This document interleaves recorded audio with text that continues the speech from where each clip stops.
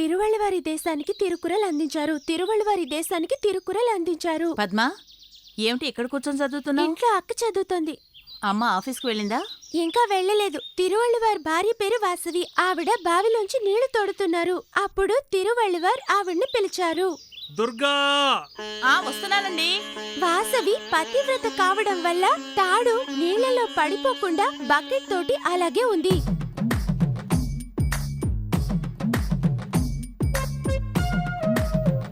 Sir, చీర ఆరబెడుతున్నారా?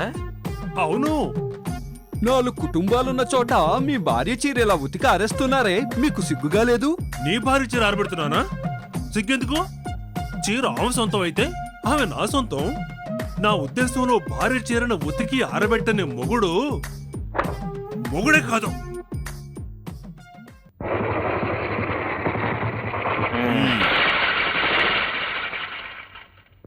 లోపలికి రారా, టీ తాగదా? నువ్వు ఎప్పుడు ఇంటికి రాలేదుగా. ఇంకో రోజు వస్తానరా, అర్జెంట్ పని ఉంది. తప్పుకో. కృష్ణబాబు ఎంఏ. ఎరా కృష్ణబాబు, ఎంఏ చదివావా? ఆఫీసులో అందరం బిఎస్సి చదివావా అనుకుంటున్నాం. నేను బిఎస్సీఏ. అయితే ఆ బోర్డులో ఎంఏని వేసింది. రే, అది నా ఇనిషియల్ రా. నేనెప్పుడు నా ఇనిషియల్ని పేరుకు వెనకాలే వేస్తాను. నీకే తెలుసుగా, నా దారి రహదారని. భోజనం మరి నోటితోనే తింటావా?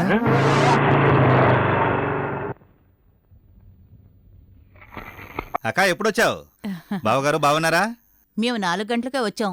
నువ్విప్పుడేం చేస్తావంటే వెంటనే డ్రెస్ మార్చుకొని నువ్వు మాతో పాటు వస్తున్నావు. మనందరం కలిసి ఓ అమ్మాయిని చూడబోతున్నావు. నా 8 కండిషన్స్ కి ఆ అమ్మాయి ఒప్పుకుంటుంది కదా? నువ్వొచ్చి చూడరా. అక్కడికొచ్చాక నా 8 కండిషన్స్ లో ఒక్క కండిషన్ తగ్గినా నేను ఒప్పుకోను. వచ్చి చూడరా తమ్ముడు. కాస్తాగు, డ్రెస్ మార్చుకుని వస్తాను.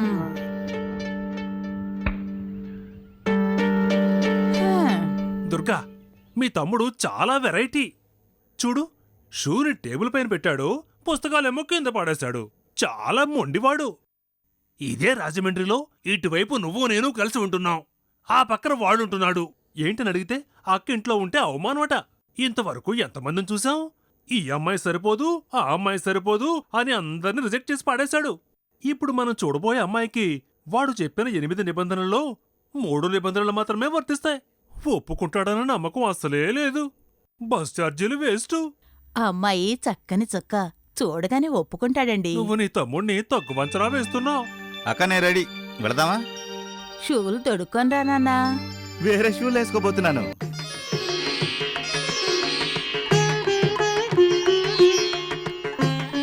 ఏమ్మా, నమస్కారం చేయమ్మా. అలాగే ఒక పాట కూడా పాడమ్మా. అవన్నీ అక్కర్లేదు, డాన్స్ మాత్రం చేస్తే చాలు. అక్క, అమ్మాయిని డాన్స్ చేయమన్నాను. క్షమించాలి, మీ నిబంధనల గురించి మీ అక్కగారు చెప్పారు, కానీ మా అమ్మాయికి డాన్స్ గురించి తెలియదు.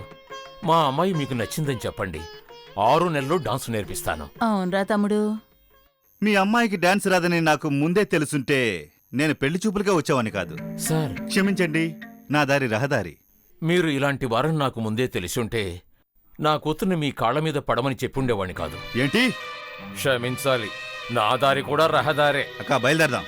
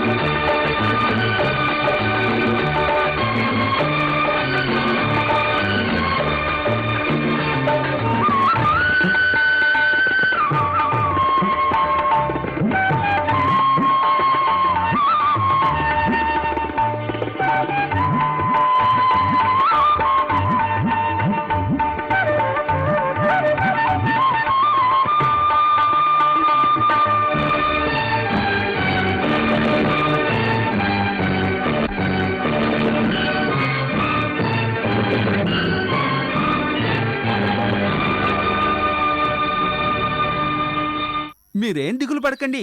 గూని, గుడ్డి, మొండి, మొరటు, తెలివి తక్కువ, చెముడు, పొట్టి, పొడుగు, అంతేకాదు దోషాలు ఏమున్నా సరే, ఎలాంటి దోషాలున్నా మా అయ్యగారికి జాతకం ఇచ్చారంటే ఇట్టే పెళ్లి చేయించేస్తారు. మీరు నిశ్చింతగా మా అయ్యగారిని నమ్ముకోవచ్చండి. అందుకే ఆ అమ్మాయిని తీసుకొని చేతిలో జాతకం పట్టుకుని కడప నుండి వెంకటగిరికి వచ్చాను. ఇంతకీ మీరు ఎవరికి గొడుగు పడుతున్నారు? మా అయ్యగారు బోర్డుకండి.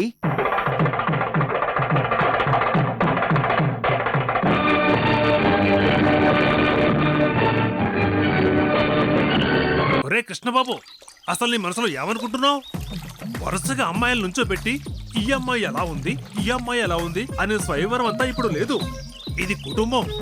నీలేగా మీ అక్క కూడా 8 కండిషన్లు పెట్టుంటే ఒక్క కండిషన్లో కూడా నేను పాస్ అయి ఉండేవాడిని కాదు. ఇప్పుడు నేను సంతోషంగా లేనా? ఏమయ్యా చిట్టుబాబు, వాడు నీ ఫ్రెండే కదా, నువ్వైనా వాడికి నచ్చ చెప్పొచ్చు కదా. సారీ సిస్టర్, ఒకళ్ళ పెళ్లి విషయంలో జోక్యం చేసుకోవడం మేనస్ కాదు. నువ్వు వాడి ఫ్రెండ్వే కదా, తిట్టలేకపోతున్నాను. సిస్టర్ అని పిలిచావు. నా 8 కండిషన్స్ కు తగిన అమ్మాయిని మీరు చూడలేకపోతున్నారు కదూ. మీ వల్ల కుదరకపోతే చెప్పండి, నేను నాయుడు గారికి చెప్తాను.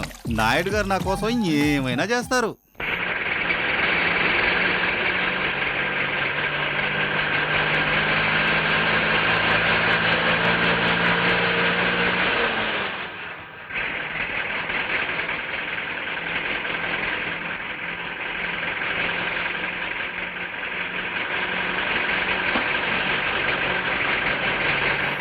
రేయ్ కృష్ణబాబు, ఎవర్రా నారదనాయుడు? మా నాన్నగారి ప్రాణ స్నేహితుడు. ఇక్కడ ఆయనకి తెలియని వాళ్లే లేరు. ఓహో. ఆయన పుట్టింది కూడా ఈ వెంకటగిరిలోనే. మా నాన్నగారి తర్వాత మా భూములు, పొలాలు, మిగతా విషయాలన్నింటినీ మేము రాజమండ్రికి వెళ్ళిన తర్వాత నాయుడు గారే చూసుకుంటున్నారు. మా నాన్నగారు చనిపోయిన తర్వాత దిక్కు లేకుండా ఉన్న నాకు, మా అమ్మకు, మా అక్కకు, మా ముగ్గురికి ధైర్యం చెప్పి ఆదరించి మాకు జీవితాన్నిచ్చిందే నాయుడు గారే. నిజం చెప్పాలంటే నాకు ఎంత వస్తుందో నాకే తెలీదు. కానీ ఏడాదికోసారి కొబ్బరికాయలు అమ్మానని, ఒడ్లు అమ్మానని, అవి ఇవి అని లెక్కలు వేసి డబ్బులు మాత్రం కరెక్ట్ గా పంపిస్తారు. జాగ్రత్త. అవునరా, చాలా బురదగా ఉంది. బావగారు ఎక్కువగా నీళ్లు తాగుతున్నారండి. తేరగా వస్తున్నాయి కదరా. కృష్ణబాబు, ఈ ట్యాప్ ఎలా ముయ్యాలి? నేనేం తెలిసిపోలేదు. ఇంకో విషయం తెలుసా? నాకు దుర్గకి పెళ్లి చేసింది ఈ నారదనాయుడే. ఓహో. ఆ మనిషికి ఏ లోటు లేదు. అలా అంటే డబ్బులు చాలా ఎక్కువ ఉన్నాయని అర్థం. అన్ని ఆటోమేటిక్ గా జరిగిపోతుంటాయి. ఉద్యోగం లేదు. జాతకాలవే చూసి పెళ్లిళ్ళు చేస్తూ ఉంటాడు. ఇదే అతని ఇల్లు.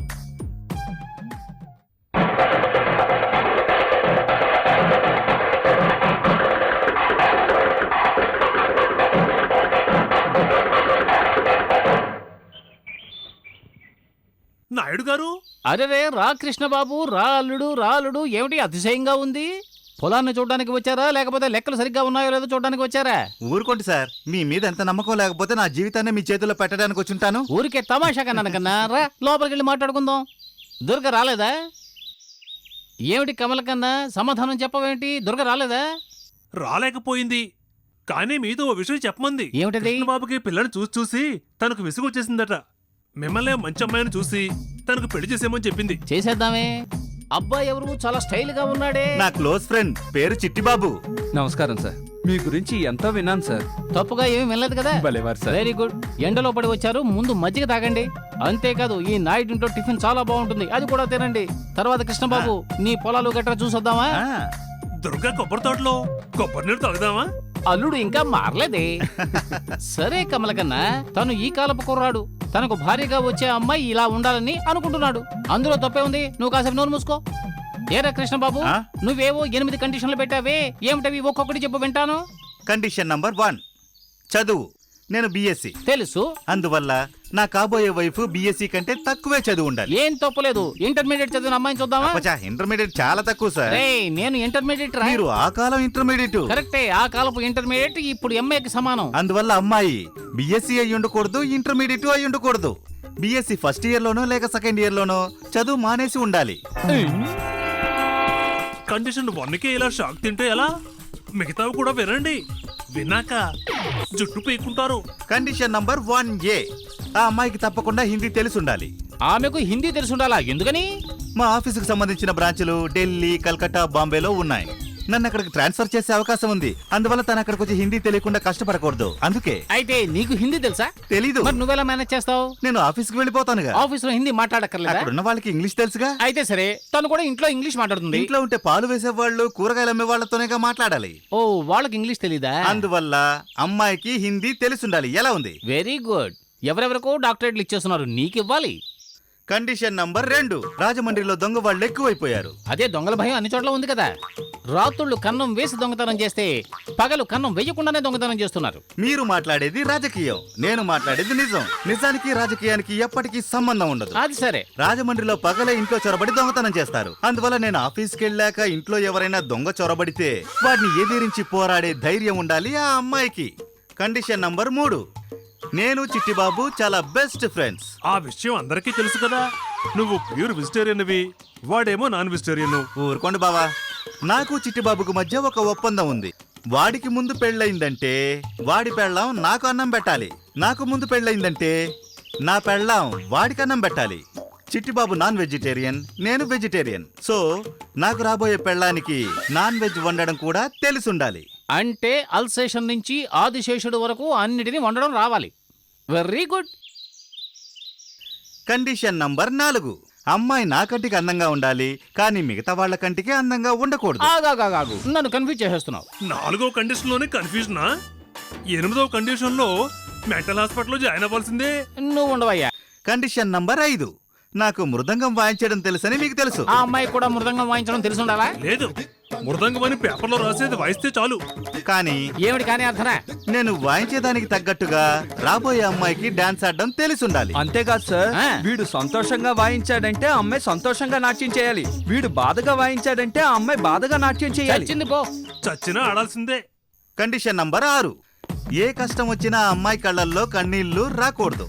ఉల్లిపాయలు వలిచినా కూడా. అవును, ఉదాహరణకి నేనే చనిపోయాననుకోండి, నోరు ఫినాయిల్తో కొడుకో. నువ్వు ఎన్ని చెప్పినా సరే కండిషన్స్ మాత్రం వదలడు. నేను చనిపోయినా సరే ఆ అమ్మాయి ఏడవకూడదు. అలా ఏడిస్తే మళ్ళీ ప్రాణాలతో లేచి వచ్చి తప్పకుండా డైవర్స్ ఇచ్చే చేస్తాడు. కండిషన్ నంబర్ 7, నా రహస్యాలన్నీ తనకు తెలియాలి, తన రహస్యాలన్నీ నాకు తెలియాలి.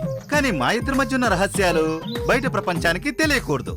రహస్యం అంటే గుర్తొచ్చింది సార్, చెప్పడం మర్చిపోయాను. దుర్గా రహస్యంగా మీతో చెప్పమంది. 45 రోజులుగా స్నానం చేయలేదు, ఏదో విశేషం ఉందని మీకు రాసిందట కదా, అది లేదని చెప్పమంది. నరదా, నాకు ఇటువంటి వాడు ఒకడు, ఇటువంటి వాడు ఒకడు. సార్, నన్ను ఒకరిని ముందు పెట్టుకుని ఇలాంటి విషయాలు మాట్లాడొచ్చా? నేను ఆయనతో రహస్యం అని చెప్పున్నాను కదా, నువ్వెందుకు వింటున్నావు? కండిషన్ నంబర్ 8, పెళ్లి తర్వాత నేను ఒకవేళ చనిపోయానంటే ఛ, మళ్ళీ మళ్ళీ ఆ పాయింట్కి వస్తున్నాడయ్యా. లేదు సార్, ఇది కొత్తది. కండిషన్ పూర్తిగా వినండి, మీకే వాంతి వస్తుంది. పెళ్ళైన తర్వాత ఒకవేళ నేను చనిపోతే ఆ అమ్మాయి రెండో పెళ్లి చేసుకోవాలి. నేను చనిపోయిన తర్వాత కూడా ఆ అమ్మాయి కష్టపడకూడదు. వెరీ గుడ్ కన్నా. నువ్వు పెట్టిన 8 కండిషన్లో నాకు బాగా నచ్చిన కండిషన్ ఇదే. ఆనందంగా ఉత్సాహంగా ఆకాశంలో విహరిస్తున్న నీకు సంసారం అనే సంకెళ్ళు వేసి బంధించేయాలి, అంతే కదా? నేను చేస్తాను కన్నా, ఆ పని నేను చేస్తాను. అందుకే కదా నెల్లూరుకు వచ్చాం, మీ ఇంటికి వెళ్ళాం, మీ వారిని చూసాం, మాట్లాడాం. మేమే మాట్లాడాం. ఆయనే చెప్పారు మీరు ఇక్కడికి వచ్చారని. రాహుకాలానికి ముందుగానే మిమ్మల్ని గుళ్ళో కలిసి మాట్లాడితే మంచిది కదా అని ఇక్కడికి వచ్చేసాం. అమ్మాయి ఏం చదివింది?